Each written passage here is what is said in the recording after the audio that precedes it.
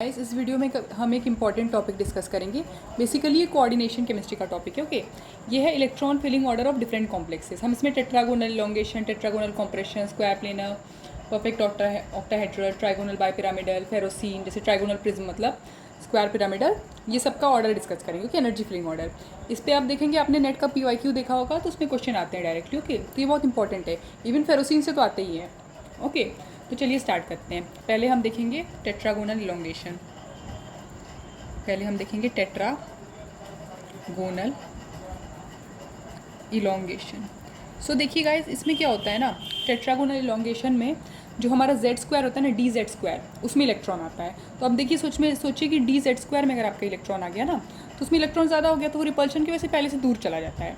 इस वजह से DZ स्क्वायर की एनर्जी कम हो जाती है। किससे कम हो जाती है?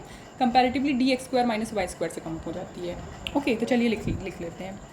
ओके, अगर हम सीरीज़ में इसको याद करेंगे तो बहुत ईजी हो जाएगा। अब आप देखिए पहले ऑब्वियसली देखिए ऊपर वाला ऑक्टाहेड्रल की बात कर रहे हैं ना, पहले में ऑक्टाहेड्रल देख रहे हैं। सोचिए ऑक्टाहेड्रल देख रहे हैं ऐसे, तो इस तरह से जनरली होता है। EG होता है, T2G होता है। ठीक है, ये EG वाला कौन सा अपना होता है?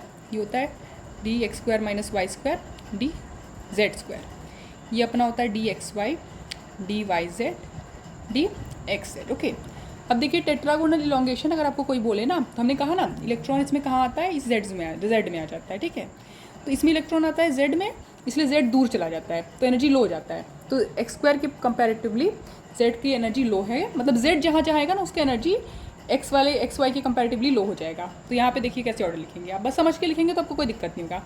X square minus Y square Z square है, तो ऑब्वियसली ऐसे लिखेंगे DX square minus Y square और DZ स्क्वायर। क्यों? क्योंकि ये देखिए जॉन टेलर डिस्टॉर्शन होता है, आपको पता है ना, जॉन टेलर डिस्टॉर्शन।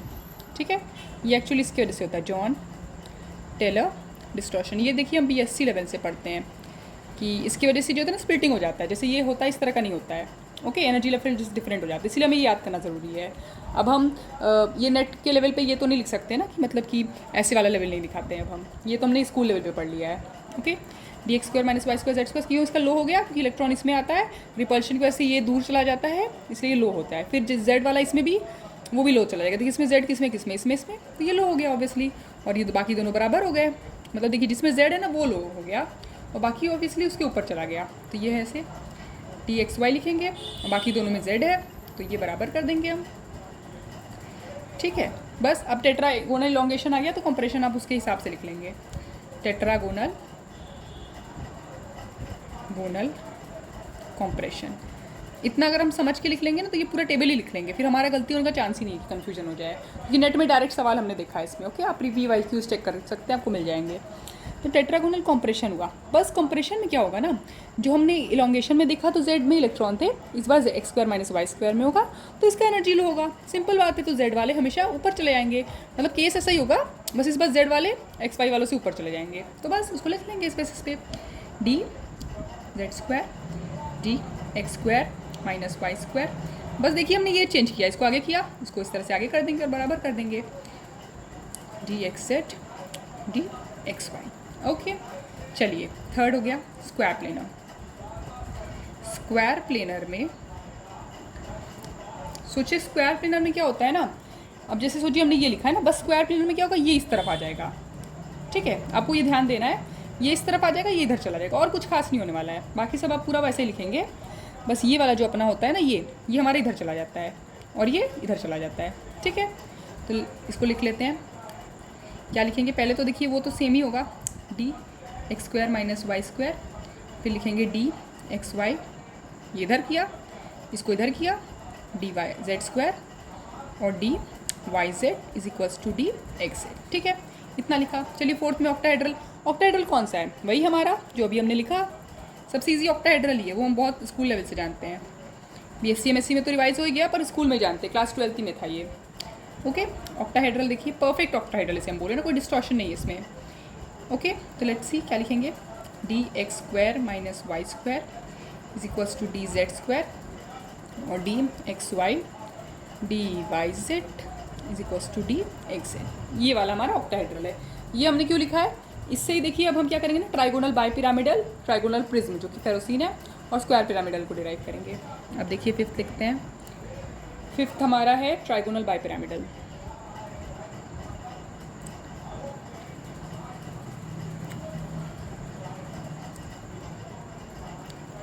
ओके, अब बस आपको ध्यान से देखना है कि क्या करना है, ठीक है। हम क्या करेंगे, देखिए ट्राइगोनल बाइपिरामिडल लिखने के लिए ना इसको आगे ले आएंगे सबसे, और इनको बराबर करवा देंगे। ओके, तो देखिए लिखते हैं, इसको आगे ले आएंगे तो डी जेड स्क्वायर लिखा, ग्रेटर दिया, D X square minus Y square को बराबर करा दिया डी एक्स वाई के साथ। ओके, और उसके बाद हम क्या करेंगे, डी एक्स स्क्वायर को वाई स्क्वायर से बराबर करने के बाद बाकी दोनों को ये साइन लगा के एज इट इज़ लिख देंगे। देखिए ना आपने क्या किया, आपको ध्यान देना है, इधर इन दोनों को बराबर किया डी वाई जेड और डी एक्स जेड, ठीक है। पूरा सीरीज़ में याद रखने से बहुत ईजी हो जाएगा। फिर हमारा देखिए ट्राइगोनल बाइपिरामिडल होगा, ट्राइगोनल प्रिज्म होगा जो कि फेरोसीन होता है। ओके, इसको हम फेरोसीन भी कहते हैं। फेरोसीन का स्ट्रक्चर तो देखिए ओएमसी में आप ऑर्गेनोमेटालिक्स में पढ़ेंगे, उस पर तो अलग ही क्वेश्चन आता है पूरा। ओके, तो इस केस में देखिए क्या होगा, यहाँ तक तो देखिए आपने लिख लिया सीरीज़ में। ओके, अब हम क्या करेंगे ना, पीछे वाले को आगे कर देंगे, बस ये करना है, पीछे वाले को आगे कर देंगे। देखिए ये इसको आगे कर दिया, मतलब जेड स्क्वायर से भी आगे, D Y Z D X Z D Z square, और बाकी दोनों को देखिए इसको यहाँ कर दिए, ये अपना रह गया, इससे आगे किया ना, इन दोनों बराबर रह गए, D X square minus Y square D X, ठीक है। यहाँ तक हो गया। आखिरी और सातवां हमारा जो है, ओके, स्क्वायर पिरामिड। अब देखिए इसको इसी ट्रेंड में याद करना है, ये नहीं कि हमने इसको ऊपर नीचे कर दिया था, फिर हम जिस तरह से याद किए ना वो गड़बड़ हो जाएगा हमारा। ओके, तो अब हमारा स्क्वायर पिरामिडल, ठीक है। तो स्क्वायर पिरामिडल में हम क्या करते हैं, ये जो D X square minus Y square इसको आगे लेके चले जाएंगे। ओके, चलिए लिखते हैं, D X square minus Y square को आगे लेके चले गए।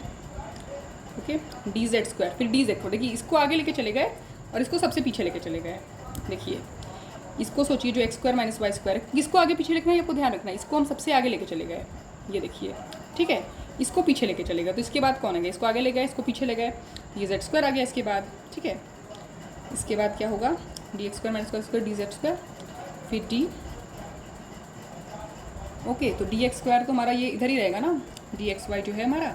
ओके, तो देखिए इसको क्या लिखेंगे, डी एक्स वाई लिख देंगे, और जो पीछे चला गया, देखिए जब हमने इसको आगे किया इसको पीछे किया, तो D Y Z D X Z. Okay, तो इसमें हमारा ये टॉपिक कंप्लीट होता है। तो ये बहुत इंपॉर्टेंट है, इस पर आप हमेशा देखेंगे कि या देखिए फेरोसीन वाला तो बहुत ही इंपॉर्टेंट है, इसमें तो आप ओएमसी में देखेंगे ना, फिलिंग ऑर्डर पूरा पूछ लेता है, और उसके अलावा भी बहुत सारे आप देखेंगे पीवाईक्यूज में। Okay, thank you.